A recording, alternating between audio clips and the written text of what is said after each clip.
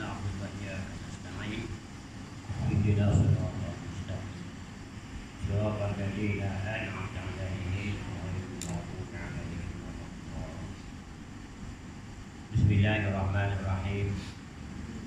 Alhamdulillah bidawamillah wassalatu wassalamu ala rasulillah wa ala alihi wa sahbihi fi kulli lahzatin wa nafasin adada ma wasi'ahu Allah. Subhanaka la ilma lana illa ma 'allamtana innaka antal alimul hakim. Wa la hawla wa la quwwata illa billahi al-'aliyyil 'azim. Rabbi shrah li sadri wa yassir li amri ya Allah. Alhamdulillah, segala puji dan puja bagi Allah Subhanahu wa taala, Tuhan pencipta alam. Selawat dan salam kepada Nabi Muhammad sallallahu alaihi wasallam juga kepada Alhamdulillah, kita bersyukur kepada Allah Subhanahu wa taala atas hidayah dan taufik Allah kepada kita, dapat kita bersama akhir dalam pilih usrah, pilih ilmu yang mana menjadi ini merupakan taman-taman juga dan dilibatkan sebagai taman-taman juga. Kita baru berikan pertama untuk sebab memilih ini adalah memilih kandapan rohani. Manusia ni Allah bagi jasmani dan rohani. Jasmani ini yang macam-macam lah, tapi rohani kita abaikan. Sebab Allah Subhanahu wa taala tak menilai rupa kita, harta kita, tapi Allah menilaikan hati kita dan niat kita mana.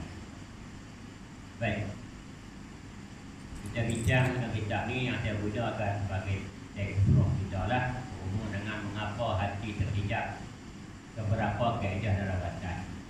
Sebab dalam jemaah kita cakap tentang bentuk jemaah. Dalam jemaah pagi dia ada dakwah, dia ada politik. Ini kita kena ingat. Dan terbiak tiga ni, kita dilengkapi tiga ni. Lain-lain tak lah. Kita berpegang pada tiga dasar ni dalam jemaah kita. Dakwah,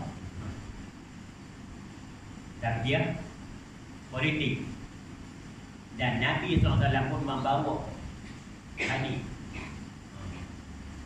yang kita diperingati di Rasulullah tu, oleh Rasul. Nabi SAW bawa benda ni.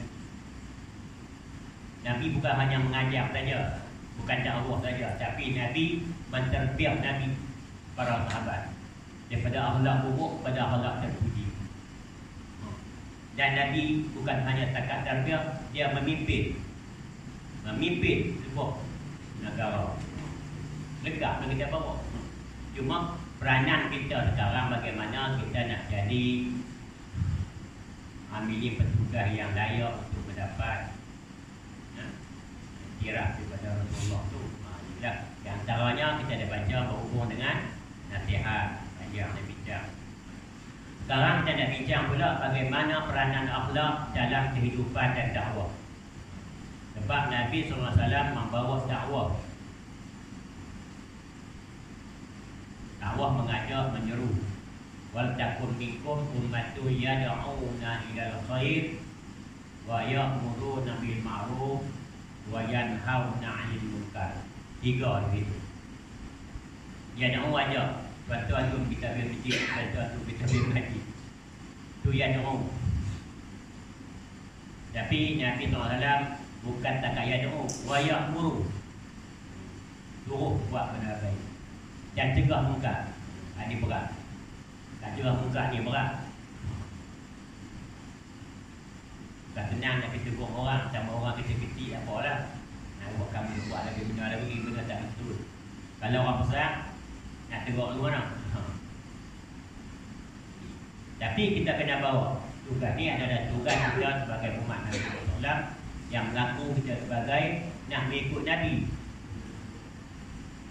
Hujjatul Islam Imam Ghazali dalam Riyadhuddin ketika membincangkan tentang tahdibul akhlak, bagaimana nak menjadi akhlak terpuji, menyebut kita ambil kata-kata Imam Ghazali Kadang-kadang kita tak kenal siapa Imam Ghazali, kita kenal tokoh-tokoh dunia yang lain, ulama hebat seperti Imam Ghazali kita tak kenal. Imam Ghazali mengarang hampir 100 buah kitab. Umur dia 55 tahun dia meninggal. Dia seorang ulama dibilang Hujjatul Islam. Akhlak yang baik adalah sifat penghulu segala rasul dan merupakan amalan yang utama dari para rasul. Inilah kita nak bagaimana nak mencapai akhlak karimah, akhlak terpuji itu. Bukan senang-senang sebab dia perlu kepada mujahadah dan riyadhah. Nak buang sifat buruk, nak buang sifat buruk daripada hati kita tu, sifat bakhil, sifat tamak, hubul mal, cinta harta, hubul dunia, hasad, dengki. Nak kena buat. Ini perlu kepada mujahadah. Kalau kita ada sifat tu, sifat buruk ni, kita telah membuka pintu syaitan untuk bercengek di hati kita. Maka bila ada syaitan bercengek di hati kita, maka kita akan jadi pengikut syaitan lah. Itu yang perlu pada mujahadah. Seperti Allah Ta'ala berfirman, "Walladziina jahadu fina lanahdiyannahum subulana." Ini saja kita boleh buat. Tak senang nak mujahadah. Jadi nak main ni pun mujahadah. Kita ingat cerai ke pilihan dulu, tapi orang tak tahu. Kalau orang tahu, dia perut nak main. Ada seorang sahabat, dia kata dengan duk menjaga, kamu tak pergi tu ambil pusaka Nabi tu, sedang diedakkan di masjid. Pokok dia akan kaya ada pusaka nak bagi, dia ingat atau benda lah, main penuh. Tengok-tengok tak ada pun. Ada tu guru dia mengajar. Tak ni lah pusaka Nabi. Al-ulama'u warathul anbiya. Nabi tak tinggal rata, Nabi tinggal dua perkara, Quran dan hadis. Ini yang kita nak kena jawab.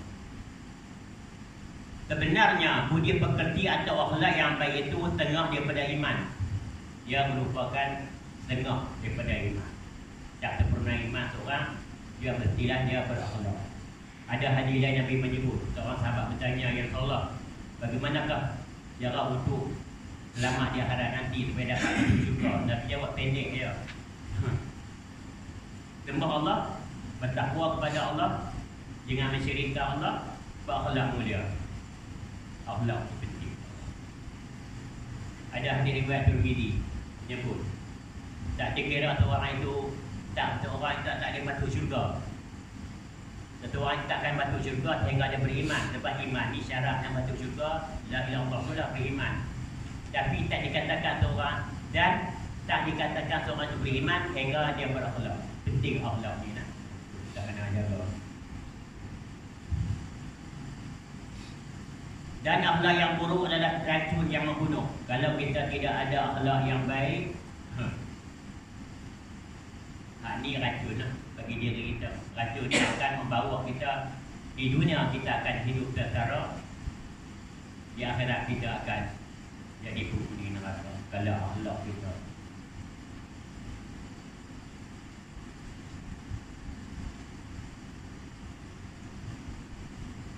Kekejian yang menjauhkan dari tauhid Tuhan semesta alam dan memasukkan orang berakhlak demikian ke dalam kuasa syaitan. Akhlak ni, tapi itulah hati kita ni adalah tempat pancaran nur. Kalau hati kita tu ada nur, bercahaya, maka di situlah kita akan dapat bimbingan Allah. Dia akan dapat ilham daripada malaikat. Tapi kalau hati tu kotor, cepat syaitan lah kita tengok. Yang dua orang bangkai tu, dalam dia orang bangkai, syaitan dia orang tempat hati yang busuk dia dah. Tapi lepas dia cari bunga. Kalau hati elok, syaitan, iblis apa ni, malaikat, muhim akan mengilham kepada kita benda-benda baik. Itulah pintu terbuka ke neraka Allah yang menyala-nyala. Ini akan menyebabkan seorang itu akan dihumban ke dalam neraka kalau dia tidak berakhlak. Kata-kata dia tadi. Kalau seorang yang berakhlak buruk, percakapan dia, lidah dia tak jaga, suka bohong, buat fitnah, itu semua akhlak buruk.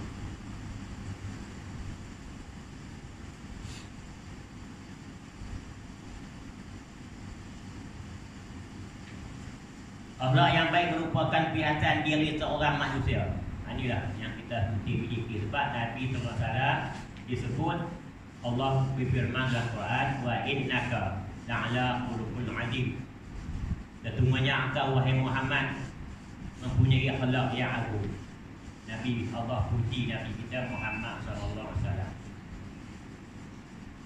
Kita buat sejarah ni dalam mula maulid. Sambutlah negeri lain ada buat macam program berlawat dan ada kita Nabi. Boleh tak boleh? Kata-kata dia pulang lah.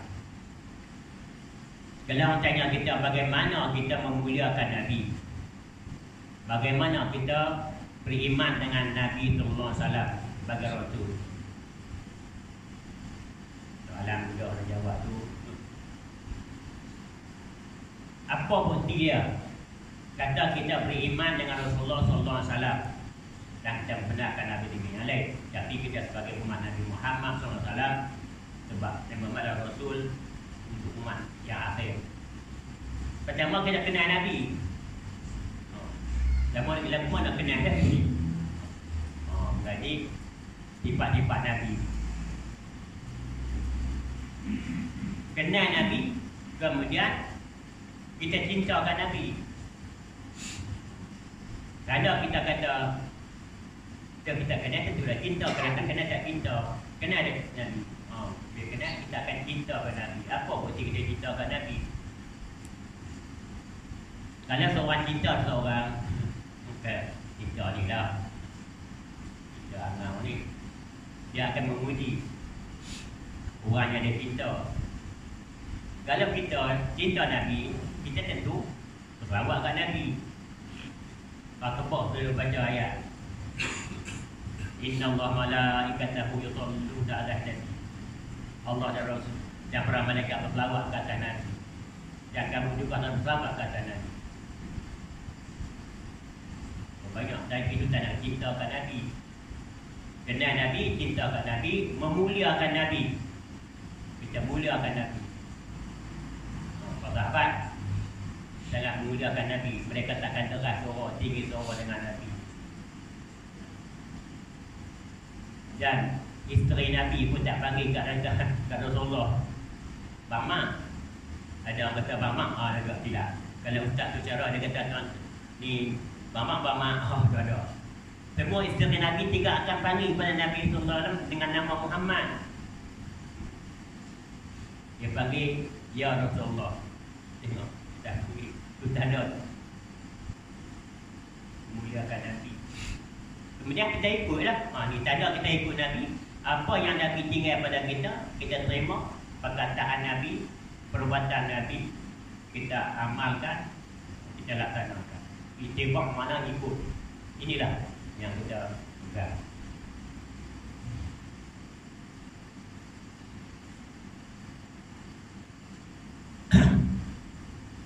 Kita tengok contoh Rasulullah. Banyaklah kisah-kisah ni bagaimana Rasulullah. Ketika Rasulullah berdakwah di Mekah, rancak awal, bagaimana Rasulullah menghadapi tantangan. Ketika dia ke Taif, ketika dia berdakwah di Taif, Nabi dibanding dengan batu hingga luka Rasulullah. Hingga datang malaikat penjaga gunung bukit tu, Ya Muhammad, kalau kamu minta aku angkat bukit ni pula empuk atas mereka. Tak kata tak terima tawaran tu. Kalau kita orang buat lagi buat kita. Tengok, kata Allah, nanti anak-anak keturunannya akan jadi orang beriman. Tak bila makhluk mereka tu Allah tak buka hidayah. Tuhan. Tengok, banyaklah kata-kata sifat Nabi, pemaaf, sayang dan penyayang.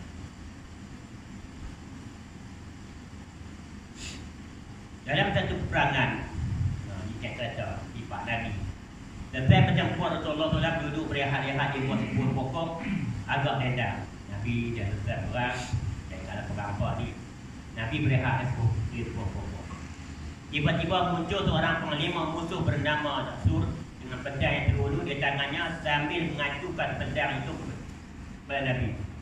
Dia berkata, siapakah yang dapat menyelamatkan engkau wahai Muhammad? Dari panglima kafir ni dapat telik-telik pergi kat Nabi, angkat pedang. Maka kata Allah, yang penyelamat aku ialah Allah. Tengok, aku yang kita. Tapi itulah dalam perjuangan ni, jangan kita takut pada musuh hebat atau mana pun.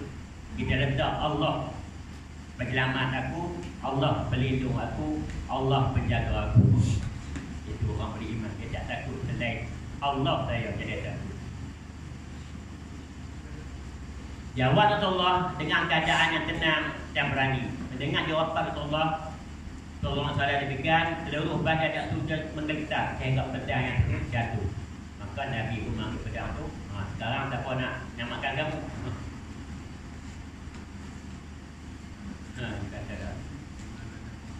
Dia kata, engkau lah. Tak ada siapa. Mana dia? Dia kata, tak balas pun. Mendengar jawapan tersebut, lantas Rasulullah memaafkannya sedang Rasul ketika itu sedang dalam keadaan ketakutan. Rasul tak balas. Tidak membunuhnya.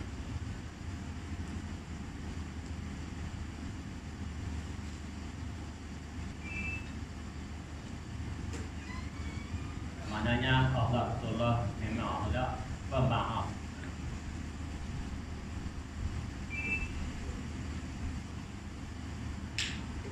Muslim yang mulia ialah yang baik akhlak budi bicaranya sama ada kepada keluarga juga kepada masyarakat.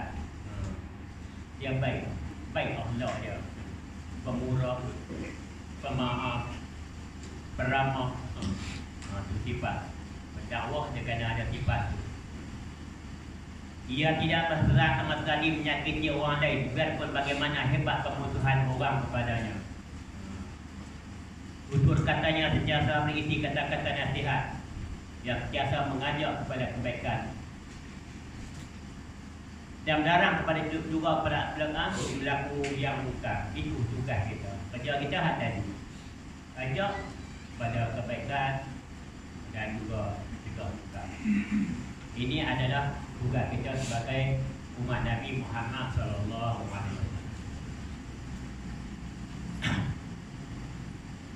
Tentang tugas Nabi ni, kata ulama, kalau kita baca sepotong ayat Al-Quran berhubung dengan tugas-tugas Nabi ni, berat. Nabi ni berat tugasnya, tapi Nabi laksanakan.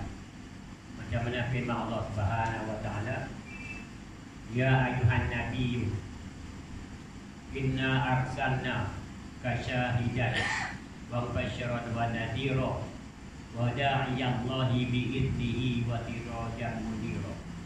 Tujukan Nabi. Wahai Nabi, Allah berfirman Nabi, engkau adalah utusanku, utusan Allah. Nabi dididik oleh Allah sendiri, dan Allah pilih Nabi ini untuk jadi Nabi akhir zaman.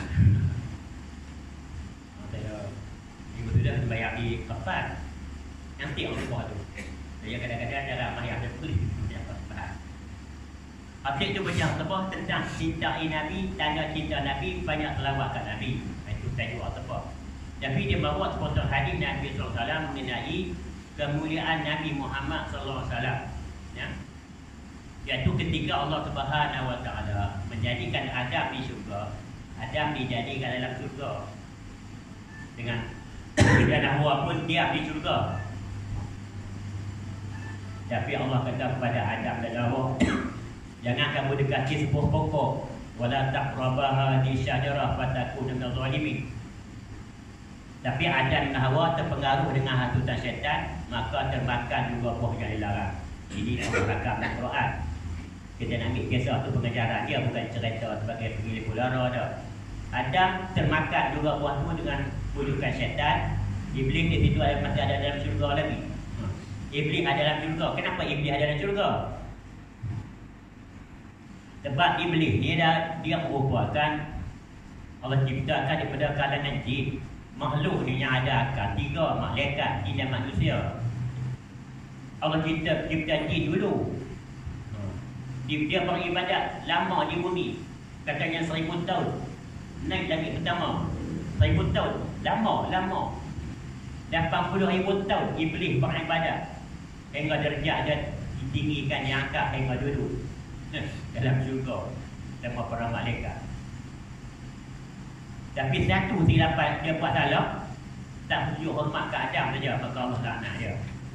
Ambillah pengajaran daripada kisah 80,000 tahun iblis beribadat pada Allah. Kerana satu saja dia tak sujud pada Adam. Usjudu li Adam apa saja tu illa iblis apa wastakbara wa kana min kafirin. Bantah, enggan dan takbur. Ada penyakit ni, penyakit syaitan tu. Yang katanya, maka Adam termakan buah tu, maka Allah murka kepada Adam. Allah murka kepada Adam, dan Adam pun nak dibuang mai ke dunia lah. Itu kisah dia dalam Quran. Tapi ambil Adam sifat dia, pengajaran dia. Maka Adam pun berkata, demi kemuliaan dengan keberkatan nama Muhammad, maka ya Tuhanku ampunkanlah kesalahanku. Maka Allah tanya Adam, kamu tahu di mana Muhammad? Nama Muhammad tu aku terpandang yang aras, tertulis la ilaha illallah Muhammadur Rasulullah. Dah ada Muhammad di sana. Maka kata Allah, adapun Muhammad inilah anak cucu kamu, dia akan jadi nabi di akhir zaman dan penghulu segala para anbiya. Saya bersalam kemuliaan dia Nabi kita Muhammad sallallahu alaihi wasallam. Nah, Rasul. Kita baca ayat tadi. Sebagai Rasul yang takdir, kita bersyukur kepada Allah sebab Allah takdirkan kita, bukan kita minta. Ini takdir Allah. Kita jadi umat Nabi Muhammad sallallahu alaihi wasallam. Sekalipun kita jauh dengan zaman Nabi, tapi kita masih tetap berpegang dengan ajaran Nabi bawa. Nah, tengok ada sepotong hadis diceritakan. Nabi tanya sahabat, wahai sahabatku, kamu tahu tak siapa imam yang hebat dan dikagumi iman dia? Jawab sahabat, itulah imam malaikat. Kata Allah, imam malaikat tak hebat sebab mereka itu Allah jadikan mereka daripada nur dan mereka taat. Tentulah iman sahabat kamu. Iman sahabatku juga hebat, tapi tak terhebat iman ni, iaitu umatku di akhir zaman. Mereka tak lihat aku, kamu lihat aku, tengok mujizat aku, Quran turun masa aku, kata Nabi. Tapi umatku akhir zaman tidak melihat aku, mereka berpegang dengan ajaranku betul yang aku sampaikan. Mereka pegang dulu, pegang umat ni lah, umat yang terbaik. Tapi beberapa orang nak terbaik dulu ni, banyak kita mengabaikan perintah Allah. Kita tanya Nabi bawa wahyu Al-Quran diturunkan Nabi.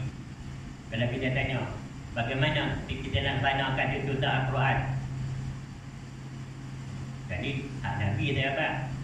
4. Kenal Nabi, cinta Nabi, memuliakan Nabi, itibak ikut Nabi. Ini bagaimana kamu mengaku beriman dengan kita?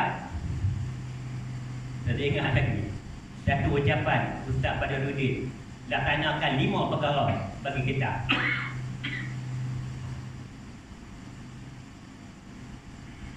Ditipati syarahan dia lah.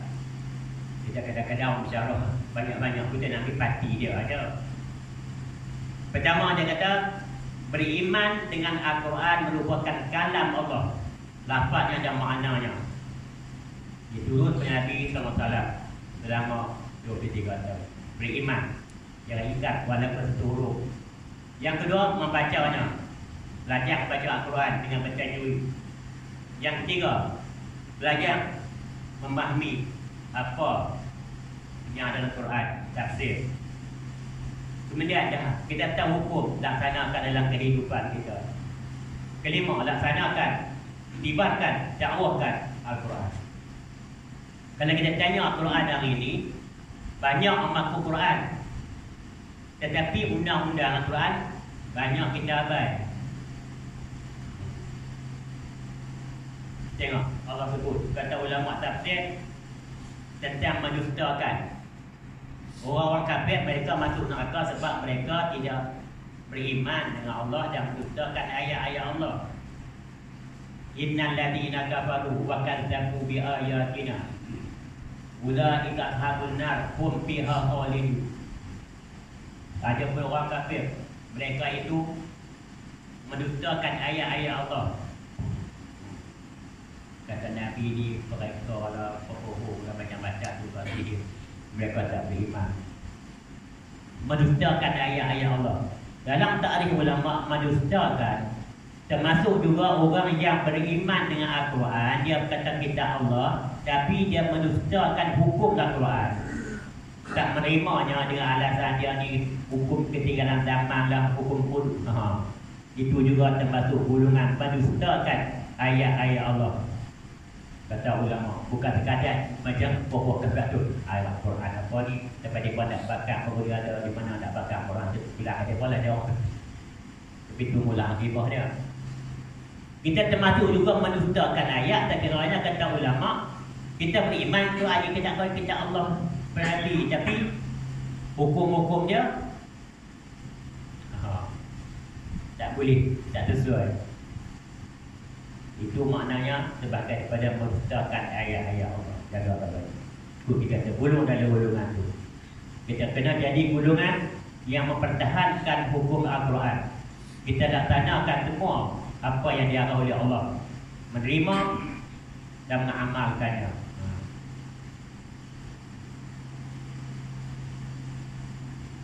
Dan semuanya kebaikan Islam seseorang itu tidak hanya cukup sekadar tekun dalam mengerjakan solat, berpuasa, menunaikan zakat dan mengerjakan haji.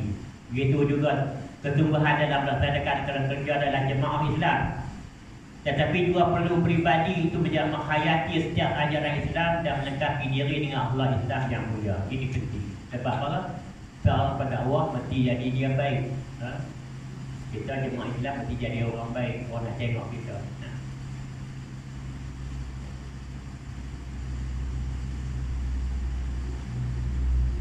Tanda kesempurnaan keiman seorang Muslim itu diukur berdasarkan ketiga akhlak yang mereka miliki. Pernah saya ditanya oleh sahabat bagaimana akhlak Rasulullah. Jawab dia Al-Quran kullu. Al-Quran itu seluruhnya adalah akhlak Rasulullah.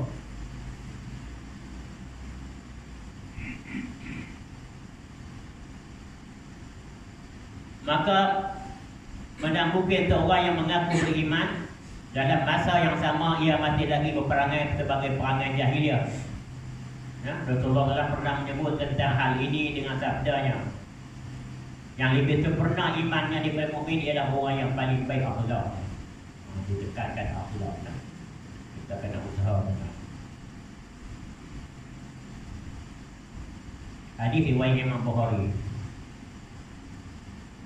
Seorang pendidik yang soleh akan menjaga lidahnya dan anggotanya dari menyakiti orang lain, sebagaimana juga ia tidak suka dia orang bersikap kasar terhadap. Maknanya lidahnya terpelihara, dia tidak mencaci maki orang. Bencana lidah ni memang banyak, muka memfitnah, cakap bohong, menghasut, macam-macam. Jaga lidah. Sebab Nabi dia bersabda, barang siapa sanggup memelihara dua rongganya, aku jamin syurga untuknya, iaitu mulut dan barat kamu jaga.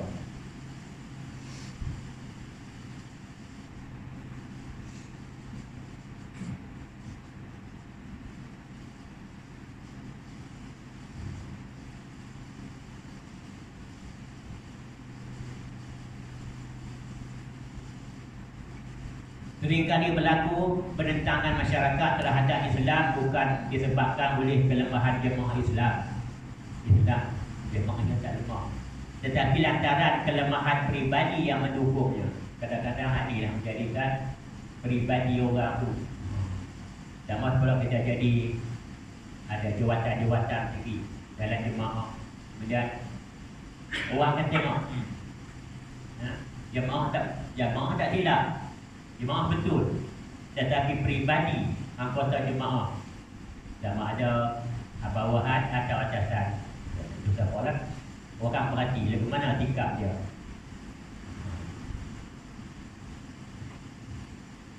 Itulah payah kita nak jadi, bukan senang nak jaga Islam ni, bukan senang kita nak jaga.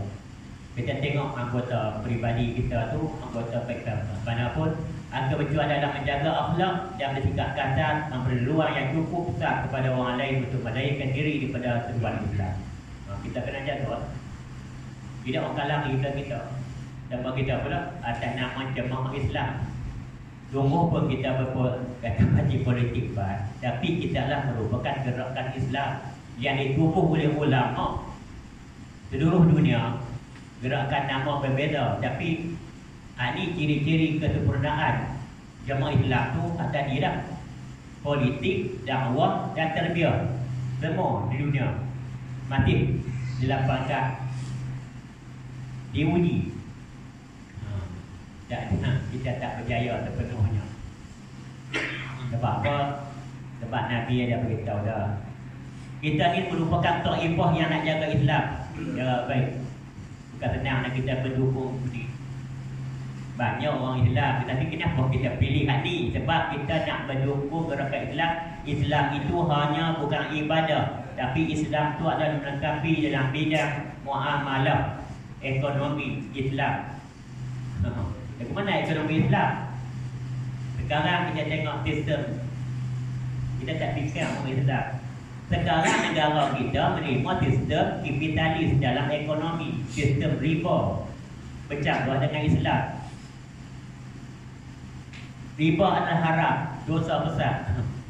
Ini sistem Yahudi, sistem kapitalis, sistem komunis. Islam tidak ada riba. Siapa yang tak terlibat dengan riba? Betul lah kita kan, kita tak fikir.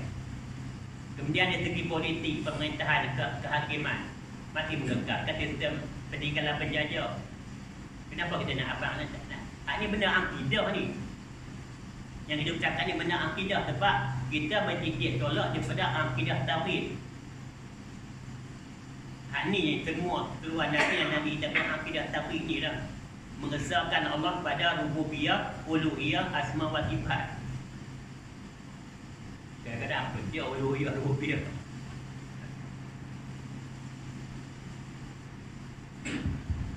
Dia pernah ikuti kuliah An-Mutahwilah, Mutahsyibiyat, Naim, dia khusus tentang ni. Disebut tauhid rububiyah ni, tauhid penciptaan. Kita ulang ni, kita kena yakin lah ni. Kita dah baca Fatihah waktu lah. Alhamdulillah Rabbil Alamin. Kita dah udah panjang-panjang, baca ayat tu. Segala puji bagi Allah Rabb seluruh alam. Rabb mana di sini? Pencipta, pentadbir. Allah yang menjadikan alam ni. Allahul ladzi khalaqas samawati wal ard. Allah lah pencipta alam, dia lah mentadbir alam ni. Dia yang menghidupkan kita, mematikan kita, menjahatkan kita, menyakitkan kita, yang Allah. Inilah dikatakan Rabb. Adapun uluhiyah pada ayat iyyaka na'budu wa iyyaka nasta'in. Jadi ingat lagi Dr. Harun Hurai ayat ni. Ayat ni ditafsirkan oleh ayat juga dalam surah Yasin. Iyyaka na'budu wa iyyaka nasta'in ditafsirkan oleh ayat juga pada surah Yasin. Ya bani Adam alla ta'budu syaitan innahu lakum aduwwun mubin wa an ya'buduni hadzatul mustaqim. Ayat tafsir ayat. Wahai anak cucu Adam, jangan terima syaitan. Syaitan ni kita terima lagu mana? Kita ikut dia, ikut. Terima syaitan lah. Jangan terima syaitan. Syaitan ni orang yang dahaka, makhluk yang dahaka pada Allah, dan Allah laknat. Kalau kita dahaka pada Allah, makna kita adalah pengikut syaitan. Syaitan nak cari ramai pengikut dia supaya masuk neraka bersama dia. Kita jangan jadi pengikut syaitan. Atau bertuhan dengan nafsu. Afara'aita man ittakhadha ilahahu hawa. Itu pun juga bertuhankan nafsu, mentaati nafsu. Yang kita bincang ni nak lawan nafsu pula. Nafsu tadi bukan dibuang. Nafsu ni kita manusia ada nafsu. Nafsu ni mesti dididik. Didik dia, tarbiyah dia. Kata Imam Ghazali, nafsu yang ada pada kamu itu ibarat binatang liar yang kamu tangkap di hutan. Kamu mesti jinakkan dia. Kalau kamu nak naik dia, kamu kena berkekang dia. Jud. Kekangnya adalah kekang takwa. Itulah nak didik nafsu.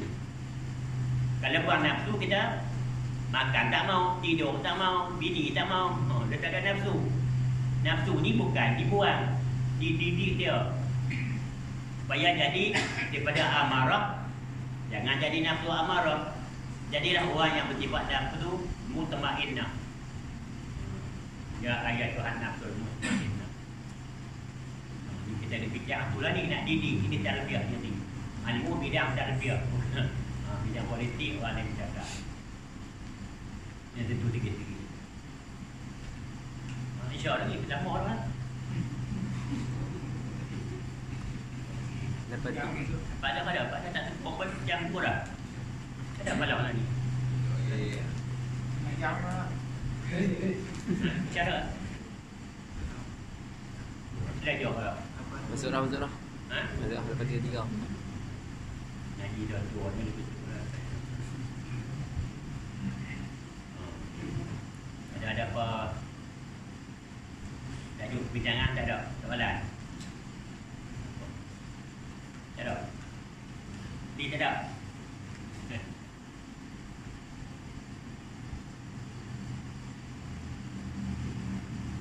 Baik, saya dah duduk dengan kata-kata Imam Ghazali dalam kitab Ayyahul Walad. Ini adalah merupakan pertanyaan murid dia kepada Imam Ghazali, orang maha guru. Dia jawab soalan murid dia dengan tenang, dengan elok. Murid dia tanya tentang hakikat ubudiyah. Tadi tebak lah. Apa dia katakan ubudiyah? Wa ma khalaqtul jinna wal insa illa liya'budun. Tidak menjadikan jin dan manusia kecuali supaya mereka tu menyembahku, mengabdikan diri kepada aku. Dan kita ulang ayat ni dalam Fatihah dari 17 kali wajib. Iyyaka na'budu wa iyyaka nasta'in. Muridnya tanya soalan kepada gurunya. Tak tahu ada tanya guru dia, wahai Imam Ghazali, apa hakikat ubudiyah? Nak kenal diri kita. Sebab Allah jadikan kita supaya kita adalah memperhambakan diri pada Allah semata-mata. Wahai anakku yang kecita, disebut Burida, anak-anak Burida lah. Kemudian akan bertanya kepadaku tentang hakikat ubudiyah. Ubudiyah itu ialah mengandungi 3 perkara. Dia sebut ubudiyah dan mengandungi 3 perkara ni. Yang kita percaya iyyaka na'budu wa iyyaka nasta'in tu. Menjaga hukum hakam syariat. Ini kena jaga. Sebab itulah bila kita ucap la ilaha illallah Muhammadur Rasulullah, aku hanya menerima syariat dan peraturan sistem Allah dalam hidup aku tolak syariat peraturan lain. Syariat jahiliah. Peraturan jahiliah aku tak terima. Baik dalam ibadah, baik dalam muamalah, baik dalam ekonomi, semua aku terima Islam. Itu mana hak dia, syariat tu. Yang kedua, rida dengan qada dan qadar, pembahagian Allah Ta'ala. Ini kena ingat. Rukun iman yang keenam, rida dengan qada dan takdir Allah. Hidup kita ini merupakan perjalanan takdir. Allah dah tulis dah takdir kita tu. Bila kita dalam kandungan ibu 4 bulan, Allah turun malaikat tulis. Nak tiup roh ni tulis. Apa dia? Ajalnya, rezekinya, baik untungnya di dunia ni dari mana? Allah dah tulis dah. Cuma tak betullah bila kita menerima ketentuan Allah, hidup ini adalah perjalanan takdir. Ada kala Allah uji kita dengan musibah. Kita sabarlah. Seperti mana ayat Al-Quran yang kita baca surah Al-Mulk, alladzi khalaqal mauta wal hayata liyabluwakum ayyukum ahsanu amala wa huwal azizul ghafur. Aku jadikan mati dan hidup nak uji. Allah uji kita banyak perkara. Uji dengan perintah dan larang. kata ulama. Nak tengok siapa yang ambil amalan dia. Adam dengan Hawa di syurga diuji dengan larang. Adam terlanggar juga. Sebab apa? Sebab tamak. Iblis diuji dengan perintah dalam syurga. Dia tak taat. Allah murka dan laknat dia. Kita di dunia diuji juga dengan musibah. Adakah kita bersabar dari itu? Diuji dengan nikmat. Adakah kita bersyukur?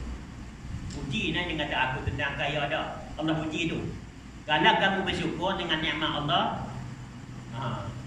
Allah tambah. Tapi kalau kamu kufur dengan nikmat Allah, azab wa pedih. Wala in syakartum la azidannakum wala in kafartum inna azabi lasyadid. Yang ketiga, bahawa engkau mencari keridhaan Allah walaupun engkau terpaksa meninggal keridhaan diri sendiri. Kadang-kadang kita nak cari ridha Allah. Kadang-kadang ada kehendak kita lagu ni. Cari ridha Allah sekalipun manusia tidak ridha dengan kamu. Ya? Kata Siti Aisyah, biar manusia tak ridha dengan kamu, asalkan Allah ridha dengan kamu. Kita nak cari keridhaan makhluk. Kadang-kadang keridhaan nafsu. Jangan cari itu. Cari ridha Allah. Ingat. Kita ingat juga. Siapa ingat tak ucapan mereka mantap aset dia main di Sungai Padang. Dia apa? Berikan kat kita untuk kita faham. Kita hidup ni nak cari dua perkara, tak mau dua perkara. Dia cakap puan dulu. Kita nak cari dua saja dalam hidup ni. Mata hidup di dunia ni. Pertama, nak cari ridha Allah. Dengan ridha Allah kita akan dapat syurga. Allahumma inna nas'aluka ridhaka wal jannah. Kalau tak ridha dengan kita, cari apa yang Allah nak ridha dengan kita. Bila Allah ridha dengan kita, Allah akan rahmati kita. Dengan rahmat Allah, kita akan dapat syurga Allah. Yang tak mahu dua. Apa? Murka Allah dan azab neraka. Sama-sama lah kita usahakan, mudah-mudahan ayat dan bincang malam ni manfaat kepada saya dan semuanya. Wallahu a'lam. Subhanallah. Bismillahirrahmanirrahim. Alhamdulillahirabbil wassalatu wassalamu ala asyrafil anbiya'i wal mursalin wa ala alihi wasallam. Allahumma aftah alaina futuhal arifin. Allahumma atina ilman nafi'an wa imanan sadiqan wa amalan mutaqabbala wa rizqan halalan thayyiban. Allahumma a'inna ala dhikrika wa syukrika wa husni ibadatik. Rabbana atina fid dunya hasanah wa fil akhirati hasanah wa qina adzabannar. Walhamdulillah. Subhanakallahumma wa bihamdika